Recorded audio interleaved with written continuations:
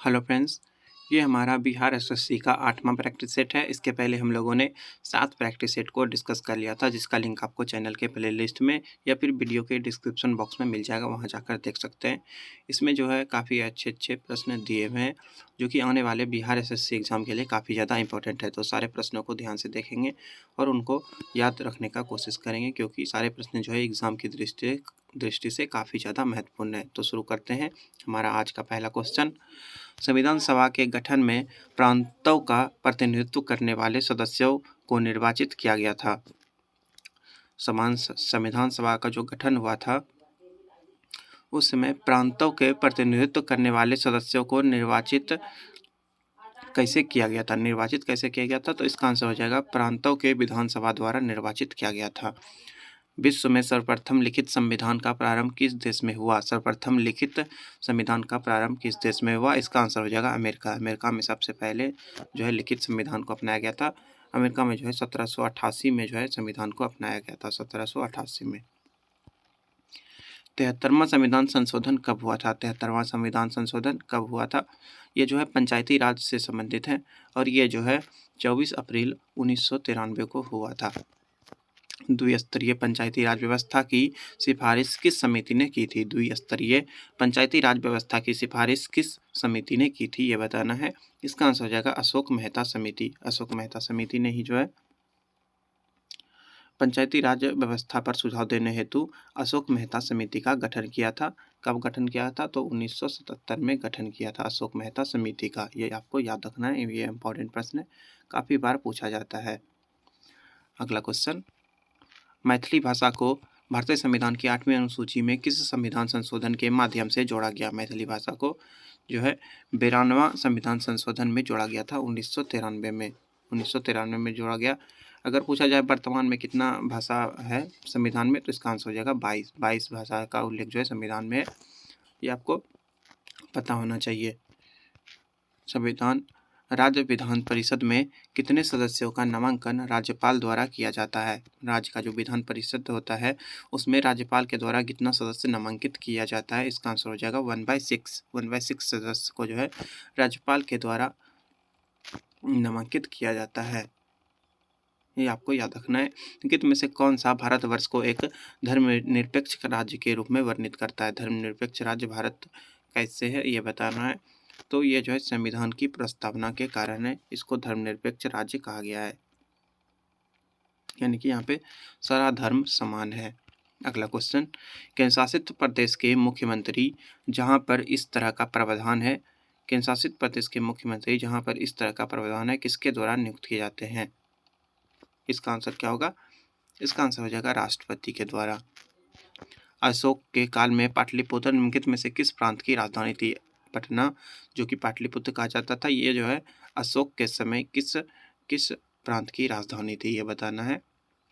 तो ये जो है प्राची प्रांत की राजधानी थी। प्राची प्रांत, जो कि पूर्वी प्रांत भी इसको कहा जाता था, यहाँ की राजधानी जो है पाटलिपुत्र थी। अशोक मौर्य वंश का राजा था, ये आपको याद रखना है। सिंधु सभ्यता के किस स्थल को स्वास्तिक चिन्ह मिला है? किस स्थल से स्वास्तिक चिन्ह मिला, ये बताना है। इसका आंसर हो जाएगा हड़प्पा। सिंधु सभ्यता के हड़प्पा से जो है स्वास्तिक चिन्ह मिला है और हड़प्पा वर्तमान में पाकिस्तान में है। और इसका उत्खनन जो है 1921 में दयाराम सैनी के द्वारा किया गया था। हड़प्पा का खनन किया गया था, ये आपको याद रखना है। बौद्ध धर्म के त्रिपिटकों के संदर्भ में निम्नलिखित में से कौन सा युग्म सही नहीं है? त्रिपिटक के बारे में कौन सा युग्म सही नहीं है, ये बताना है। विनय पिटक, बौद्ध मत की दार्शनिक व्याख्या, विनय पिटक बौद्ध मत की दार्शनिक व्याख्या इसमें है, ये सही है। सुत्त पिटक बौद्ध धर्म के सिद्धांतों का उल्लेख, सुत्त पिटक बौद्ध धर्म के सिद्धांतों का उल्लेख, ये सही है। विनय पिटक में जो है बौद्ध मठ में रहने वाले भिक्षु का संबंध का वर्णन है, ये पहला वाला भी गलत है। अभिधम पिटक बौद्ध भिक्षुओं के आचरण संबंधी नियम, अनुशासन संबंधी नियम, ये भी गलत है। अभिधम पिटक जो है इसमें बुद्ध के उपदेश एवं सिद्धांतों का वर्णन दिया गया है, यानी कि सिर्फ दूसरा वाला सही है, ये सेकेंड वाला आंसर हो जाएगा। पूर्वी मध्यकाल में कन्नौज के लिए त्रिपक्षीय संघर्ष में किस दक्षिण भारतीय राजा ने भाग लिया था? किस दक्षिण भारतीय राजा ने भाग लिया था, ये बताना है। इसका आंसर हो जाएगा राष्ट्रकूट राजाओं ने भाग लिया था। और कन्नौज के लिए प्रतिहार नरेश वत्सराज एवं पाल नरेश धर्मपाल के बीच जो है एक युद्ध हुआ था। इनके बीच जो है राष्ट्रकूट राजा ध्रुव ने हस्तक्षेप किया था और वत्सराज और धर्मपाल को हराया था। ये आपको याद रखना है। इल्तुतमिश ने बिहार में अपना प्रथम सूबेदार किसे नियुक्त किया था? इल्तुतमिश ने बिहार में अपना प्रथम सूबेदार जो है मलिक अलाउद्दीन जानी को नियुक्त किया था। ये आपको याद रखना है। और इसको जो है बिहार में क्या नियुक्त किया गया था? बिहार में जो है सूबेदार नियुक्त किया गया था। ये आपको याद रखना है। क्वेश्चन नंबर 14, मध्यकाल में कश्मीर के किस शासक ने कश्मीर में जजिया कर हटा दिया तथा गौहत्या निषिद्ध कर दिया? मतलब गौहत्या पर प्रतिबंध लगा दिया। कौन सा शासक? तो इसका आंसर हो जाएगा जैनुल आब्दीन। जैनुल आब्दीन, इनको जो है कश्मीर का अकबर भी कहा जाता है। ये आपको याद रखना है। इन्होंने जो है जजिया कर को हटा दिया था और गौहत्या को बंद कर दिया था। Danish East India company Dane ने भारत में अपनी प्रथम फैक्ट्री कहाँ पर स्थापित किया था? डेनिश ने प्रथम व्यापारिक कोठी कहाँ पे लगाया था? इसका आंसर हो जाएगा वैंकूवर। वैंकूवर में जो इन्होंने अपना पहला व्यापारिक कोठी 1616 में से लगाया था। ये आपको याद रखना है। उसके बाद इन्होंने 1676 में श्रीरामपुर बंगाल में अपना दूसरा फैक्ट्री लगाया था। पानीपत का तीसरा युद्ध 1761 के समय मराठा पेशवा निम्नलिखित में से कौन था? ये बताना है। तो उस समय जो है मराठा पेशवा वो बालाजी बाजीराव थे। ये याद रखना है। ये कब हुआ था पानीपत का तीसरा युद्ध? ये जो है 14 जनवरी 1761 को हुआ था। 14 जनवरी 1761 को पानीपत का तीसरा युद्ध हुआ था। ये आपको याद रखना है। ये युद्ध जो है अहमद शाह अब्दाली और मराठों के बीच हुआ था और इसमें मराठों की हार हुई थी। मराठा हार गए थे।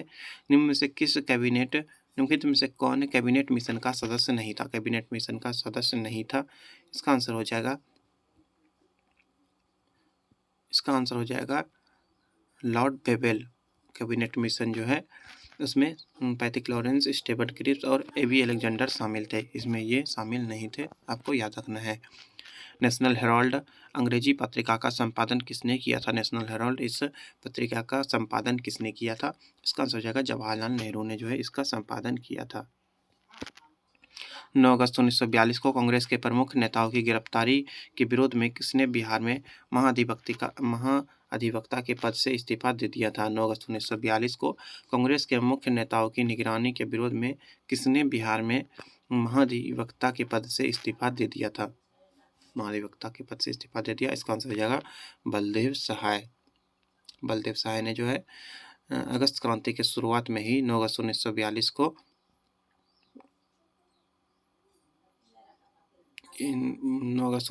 को राजेंद्र प्रसाद, मथुरा बाबू, श्री कृष्ण सिंह और अनुग्रह नारायण सिंह को जो है गिरफ्तार कर लिया था। इसीलिए इन्होंने जो है इस्तीफा दे दिया था महाधिवक्ता के पद से। ये कहाँ के थे?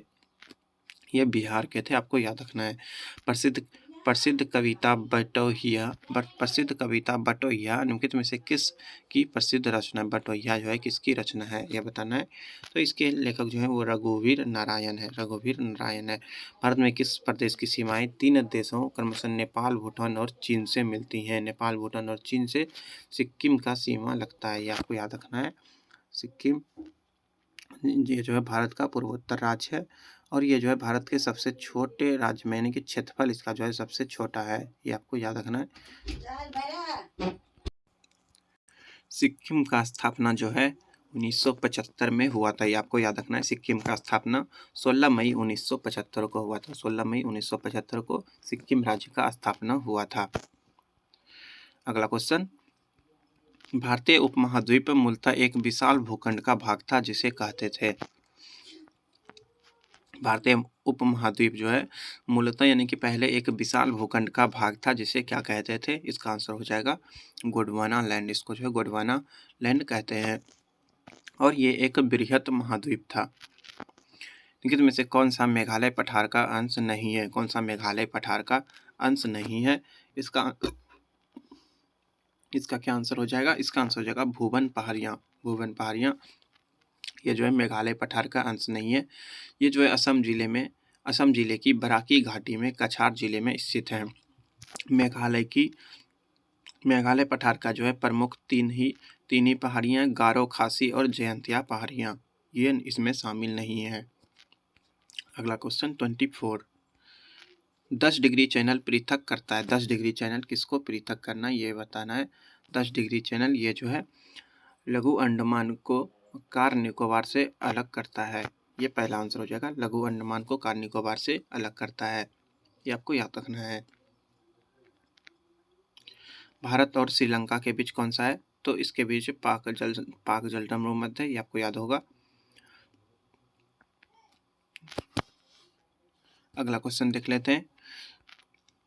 दोआब और नदियां यहाँ पे मिलान करना है। रावी तथा चीनाव के मध्य कौन सा दोआब है? रावी तथा चीनाव के बीच जो है रचना दोआब है। रावी तथा चीनाव के बीच रचना दोआब है। रावी तथा ब्यास के बीच जो है बारी दोआब है। रावी तथा ब्यास के बीच बारी दोआब है। उसके बाद चीनाव तथा झेलम के बीच कौन सा है? चीनाव तथा झेलम के बीच जो है चाज दोआब है। तो ये एक ही बचा, बीच दोआब हो जाएगा ब्याज और सतलज के मध्य। 26। किस नदी पर शिव समुद्रम जलप्रपात अवस्थित है?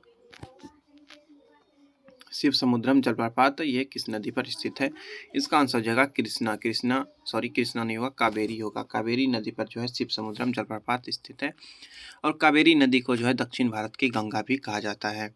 और ये जो है शिव समुद्रम जो है जलप्रपात ये कर्नाटक के चामराजनगर जिले में एक झरना है। ये आपको याद रखना है। गरजने वाली चालीसा, प्रचंड पचासा, चिखने वाली साठा और पवने ये पृथ्वी के किस गोलार्ध में चलती हैं? ये सारी पवने जो हैं ये पृथ्वी के दक्षिणी गोलार्ध में चलती हैं। ये आपको याद रखना है। कित में से कौन सा सही सुमेलित नहीं है? यहाँ पे देश और राजधानी है कौन सा सही नहीं दिया गया ये बताना है। ओमान का राजधानी जो है वो मस्कट होता है। ओमान का राजधानी क्या होता है? मस्कट होता है। ये आपको याद रखना है। ये तीसरा वाला गलत है, बाकी ये सभी सही है। सीरिया का दशमिक होता है, ये सभी सही है। लेकिन में से किस एक से समावेशित विकास को बढ़ाने की आशा नहीं की जा सकती? किससे जो है समावेशित विकास को बढ़ाने की आशा नहीं की जा सकती है? किससे नहीं की जा सकती है? तो राष्ट्रीय आय की ऊंची वृद्धि दर से। सार्वजनिक वितरण प्रणाली से वितरित अनाज पर कीमत बढ़ाने का उद्देश्य क्या है? क्या उद्देश्य है? तो इसका उद्देश्य है इस योजना में निहित उत्पादन का भार कम हो सके। इससे जो है निहित उत्पादन का भार कम हो सके। 31। राष्ट्रीय स्तर पर कृषि विपणन सहकारिता का शीर्ष संगठन है। शीर्ष संगठन कौन सा है? कृषि विपणन सहकारिता का। तो इसका आंसर हो जाएगा नेफेड। इसका फुल फॉर्म होता है national agriculture cooperative marketing federation. ये आपको याद रखना है। अगला क्वेश्चन। विकास केंद्र उपगम किस योजनाओं के अंतर्गत अपनाया गया था? विकास केंद्र उपगम ये किस योजना के अंतर्गत अपनाया गया था? इसका आंसर हो जाएगा चतुर्थ पंचवर्षीय योजना। विकास केंद्र उपगम जो है ये चतुर्थ पंचवर्षीय योजना के अंतर्गत अपनाया गया था। निम्नलिखित तरल परिसंपत्तियों पर विचार कीजिए। तरल संपत्तियों पर विचार करना है और तरलता के घटते क्रम में सही अनुक्रम यानी कि घटते क्रम में लिखना है। तो इसमें सबसे पहले हो जाएगा करेंसी, उसके बाद हो जाएगा बैंक के पास मांग जमा, उसके बाद हो जाएगा बैंकों के पास बचत जमा, उसके बाद हो जाएगा बैंकों के पास सर्वाधिक जमा, यानी कि ये चौथा वाला सही हो जाएगा। ये आपको अच्छे से देख लेना है ध्यान से। कितने में से कौन सा एक जैविक अनुक्रमण की प्रव्यवस्थाओं का सही क्रम है? जैविक अनुक्रम का क्रम दिया हुआ है, तो कौन सा क्रम सही है ये आपको बताना है। तो इसका पहला ऑप्शन सही है, निम्नीकरण के बाद प्रवास होता है, उसके बाद स्थापन होता है, उसके बाद प्रतिक्रिया होता है, उसके बाद स्थिरीकरण होता है। स्थिरीकरण सबसे बाद में होता है। स्टेबलाइजेशन जिसको बोलते हैं। जैविक विविधता के नाश के कारण क्या है? जैविक विविधता के नाश का कारण क्या है ये बताना है। जैविक विविधता का नाश कैसे हो रहा है? तो जीवों के प्राकृतिक आवास की कमी, ये सही है। पर्यावरण प्रदूषण, ये भी सही है। वनों का नाश, ये तीनों यानी कि सही है। प्रहरी ऐप को किस मंत्रालय द्वारा जारी किया गया है? प्रहरी ऐप, इसको किस मंत्रालय के द्वारा जारी किया गया? इसका आंसर है गृह मंत्रालय। गृह मंत्रालय के द्वारा इसको जारी किया गया है और ये जो है एसएसबी के जो जवान हैं उससे संबंधित है। ग्लोबल फायर पावर इंडेक्स 2023 में भारत का स्थान कौन सा है? ग्लोबल फायर पावर इंडेक्स 2023 में भारत का स्थान कौन सा है, ये बताना है। काफी इंपॉर्टेंट प्रश्न है, जिसमें भारत का स्थान जो है चौथा है। अगला क्वेश्चन 38 देख लेते हैं। डस्टलिक सैन्य अभ्यास का आयोजन कहाँ किया गया? डस्टलिक सैन्य अभ्यास का आयोजन कहाँ किया गया? इसका आंसर हो जाएगा उत्तराखंड। डस्टलिक सैन्य अभ्यास का आयोजन जो है उत्तराखंड में किया गया। केंद्रीय सहकारिता आयोग के नए अध्यक्ष कौन बने? केंद्रीय सहकारिता आयोग के अध्यक्ष जो है कौन बने हैं? इसका आंसर हो जाएगा प्रवीण कुमार श्रीवास्तव। प्रवीण कुमार श्रीवास्तव इसका सही आंसर है। भारत वन रिपोर्ट 2021 के अनुसार 2019 की तुलना में कितना किलोमीटर वन आवरण में वृद्धि हुआ है? इसका आंसर हो जाएगा 1540 वर्ग किलोमीटर। 32वां बिहारी पुरस्कार से किसे सम्मानित किया गया है? 32वां बिहारी पुरस्कार से किसको सम्मानित किया गया है? इसका आंसर हो जाएगा माधव हारा को जो है 32वां बिहारी पुरस्कार से सम्मानित किया गया है। पद्म विभूषण 2023 से कुल कितने व्यक्तियों को सम्मानित किया गया है? पद्म भूषण 2023 में जो है कितने व्यक्ति को सम्मानित किया गया है? इसका आंसर हो जाएगा 9 व्यक्ति को। टोटल जो है 9 व्यक्तियों को पद्म भूषण दिया गया है। और पद्मश्री अगर पूछा जाए तो 91 यानी कि 91 आदमी को दिया गया है। और पद्म विभूषण जो है ये 6 आदमी को दिया गया है। पद्म विभूषण 6 आदमी को, पद्म भूषण 9 आदमी को और पद्मश्री 91 आदमी को। ये आपको याद रखना है। अंतर्राष्ट्रीय आयुर्वेद सम्मेलन 2023 का आयोजन कहाँ किया गया है?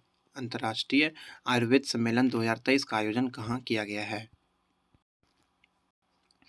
इसका सही आंसर हो जाएगा हरिद्वार में। हरिद्वार में जो है 2023 में आयुर्वेद सम्मेलन का आयोजन किया गया था। और इस आयोजन का मुख्य विषय क्या था? इसका विषय था पशु चिकित्सा और आयुर्वेद। प्रथम महिला प्रीमियर लीग में ऑरेंज कैप का खिताब किसने जीता? ऑरेंज कैप का खिताब जो है मेग लैनिंग ने जीता है। प्रसिद्ध पुस्तक नालंदा के लेखक कौन है? नालंदा बुक के लेखक कौन है? इसका आंसर क्या होगा? इसका आंसर हो जाएगा अभय के। इसका सही आंसर हो जाएगा। ये जो है नालंदा बुक के लेखक हैं, ये आपको याद रखना है। और इसमें यह पुस्तक जो है बिहार के शिक्षा के प्राचीन जो शिक्षा था बिहार का, उसी पे इसमें प्रकाश डाला गया है। विश्व कपास दिवस प्रतिवर्ष कब मनाया जाता है? विश्व कपास दिवस जो है प्रतिवर्ष कब मनाया जाता है, ये आपको बताना है। कपास दिवस जो है प्रतिवर्ष 7 अक्टूबर को मनाया जाता है। 7 अक्टूबर को जो है कपास दिवस मनाया जाता है। और ये जो है पहली बार 2019 में मनाया गया था। ये भी आपको पता होना चाहिए। 2019 में पहली बार कपास दिवस मनाया गया था। रिलायंस की जियो मार्ट ने अपना ब्रांड एम्बेसडर किसको बनाया है? इसका आंसर हो जाएगा MS धोनी को। MS धोनी जो है जियो मार्ट के ब्रांड एम्बेसडर बन गए हैं। हाल ही में किस राज्य के याक चुर्पी को जीआई टैग मिला है? इसका आंसर हो जाएगा अरुणाचल प्रदेश। सुर सरोवर पक्षी विहार कहाँ स्थित है? सुर सरोवर पक्षी विहार ये कहाँ पे है? तो ये जो है आगरा में स्थित है और इसकी स्थापना जो है 1991 में हुई थी। ये आपको पता होना चाहिए। और ये जो है उत्तर प्रदेश में स्थित है। आगरा जो है उत्तर प्रदेश है। ताजमहल भी यहाँ पे स्थित है, आपको पता होगा।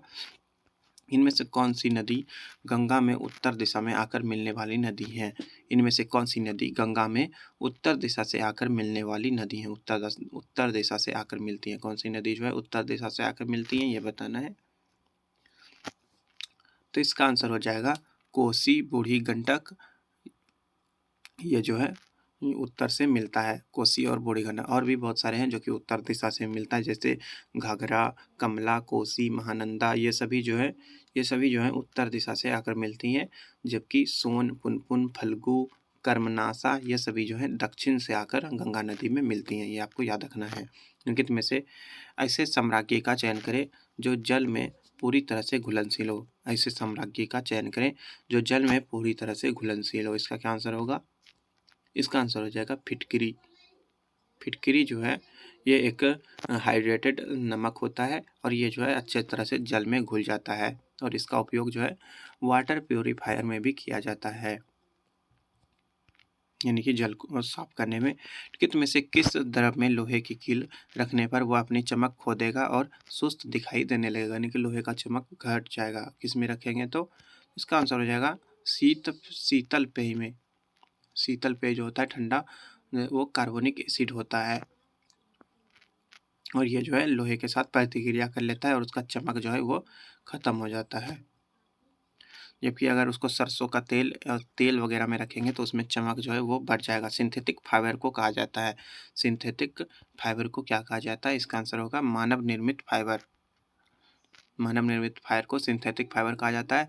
ये रेयॉन जो है एक प्रकार का सिंथेटिक फाइबर का ही प्रकार है जिसको लकड़ी के जो चूर्ण होता है उससे उसके लुगदी से बनाया जाता है rayon fibre. Plaster of Paris रासायनिक रूप से क्या कहलाता है? प्लास्टर ऑफ पेरिस को जो है रासायनिक उसका सूत्र क्या है ये बताना है।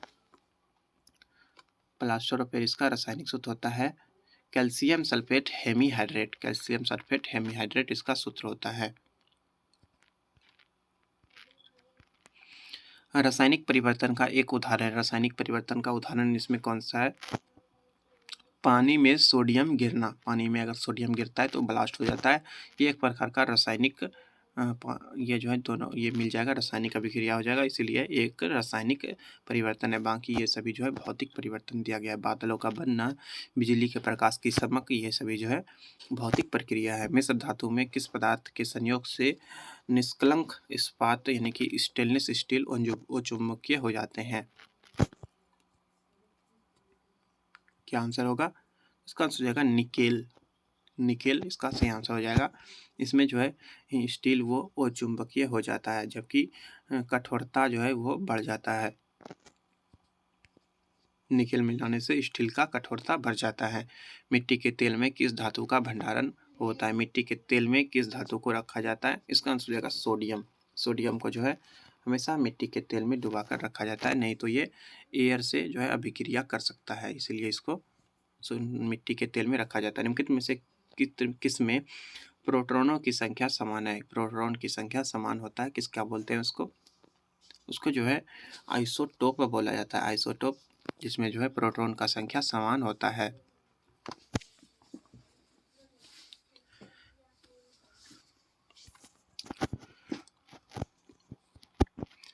अगला क्वेश्चन, निम्नलिखित परमाणु मॉडलों को उनके कालानुक्रमिक क्रम में व्यवस्थित करना है। निम्नलिखित परमाणु मॉडलों को उनके कालानुक्रमिक क्रम में व्यवस्थित करना है। सबसे पहले कौन सा मॉडल दिया गया था ये बताना है। तो सबसे पहले जो है थॉमसन परमाणु मॉडल दिया गया था 1897 में। उसके बाद कौन सा आया? उसके बाद आया था रदरफोर्ड परमाणु मॉडल, ये 1911 में आया था। उसके बाद आया था बोर परमाणु मॉडल, ये 1913 में, ये सबसे बाद में आया था। और इसने ही जो है परमाणु की स्थिरता की व्याख्या की थी। रदरफोर्ड ने जो है परमाणु मॉडल दिया था और नाभिक का खोज भी किया था, ये आपको ध्यान रखना है। कोशिकाओं में गैसीय विनिमय किसके द्वारा होता है? कोशिकाओं में जो है गैसीय विनिमय किसके द्वारा होता है? इसका आंसर हो जाएगा विसरण के द्वारा। विसरण के द्वारा जो है क्या होता है? गैसीय विनिमय होता है, गैसियस एक्सचेंज, यानी कि गैसों का एक्सचेंज होता है। समसूत्री विभाजन के बाद बनने वाली संतति कोशिकाओं की संख्या है। समसूत्री विभाजन के बाद बनने वाली संतति कोशिकाओं की संख्या कितनी होती है ये बताना है। इसका आंसर हो जाएगा 2। तो इसका सही आंसर होगा। ओजोन छिद्र का अर्थ क्या है? ओजोन छिद्र का क्या अर्थ है? ओजोन छिद्र का अर्थ है ओजोन की सांद्रता में कमी। यहाँ कोई छिद्र ऐसा ओरिजिनली नहीं होता है, बस उसकी सांद्रता में कमी हो जाती है और वह जो है पराबैंगनी प्रकाश को नहीं रोक पाते हैं। हानिकारक यूवी रे को जो है नहीं रोक पाते हैं, ये जो है काफ़ी ज़्यादा खतरनाक होता है और मनुष्य के त्वचा में जो है इससे बीमारी हो सकता है काफ़ी ज़्यादा। कित में से कौन प्राथमिक ईंधन है? प्राथमिक ईंधन इसमें से कौन सा है? तो ये प्राकृतिक गैस जो है ये प्राथमिक ईंधन होता है।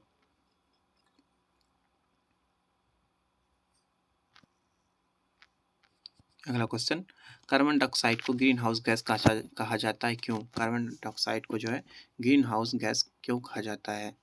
इसका आंसर क्या होगा?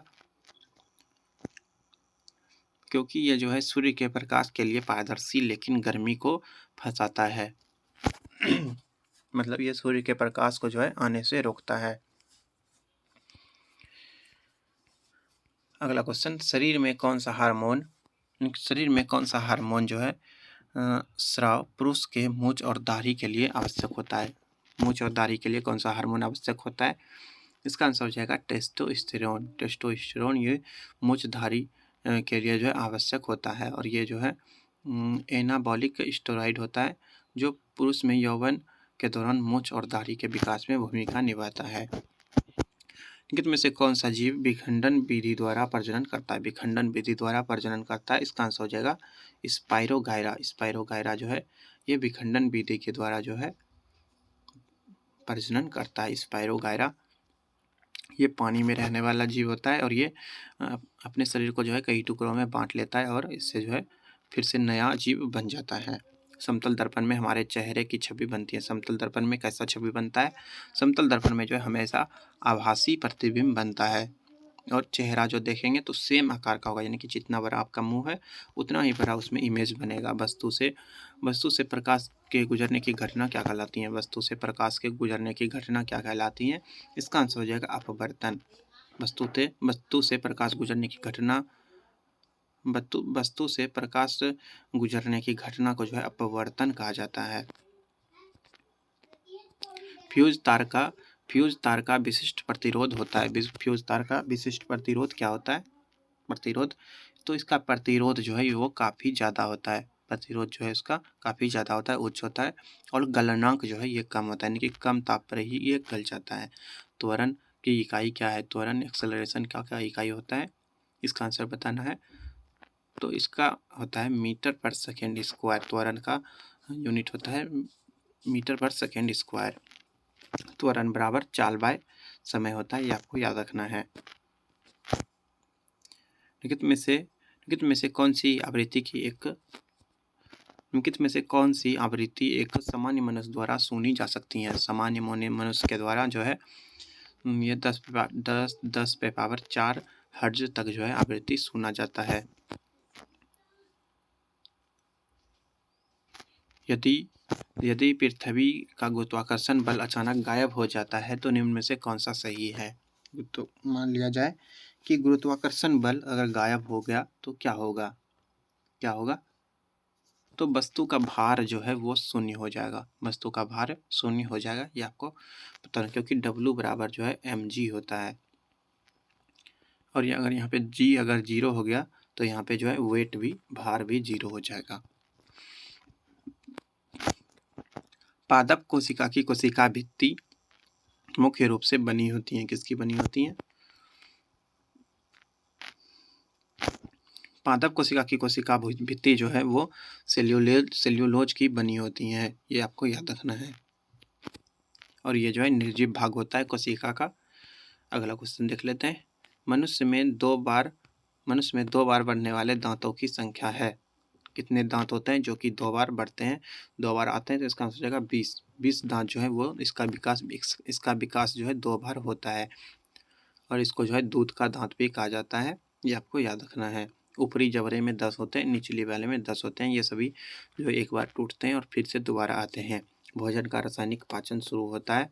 भोजन का रासायनिक पाचन कहाँ से शुरू होता है, ये आपको बताना है। तो रासायनिक पाचन जो है ये मुंह से ही शुरू होता है। मुंह में लार ग्रंथियाँ होती हैं जो एमाइलेज नामक एंजाइम का स्राव करती हैं, इसी से जो है यहीं से जो है भोजन का पाचन शुरू हो जाता है। इसके बाद जो है मैथ्स के प्रश्न दिए हुए हैं। अभी हम लोग मैथ्स के प्रश्नों को डिस्कस नहीं करने वाले हैं, हम लोग सिर्फ जीके जीएस और करेंट अफेयर के क्वेश्चन को ही देखेंगे। धन्यवाद, मिलते हैं अगले प्रैक्टिस सेट में। पिछले वीडियोस का लिंक आप लोग जो है चैनल के प्लेलिस्ट में या फिर वीडियो के डिस्क्रिप्शन बॉक्स में जाकर देख सकते हैं। धन्यवाद।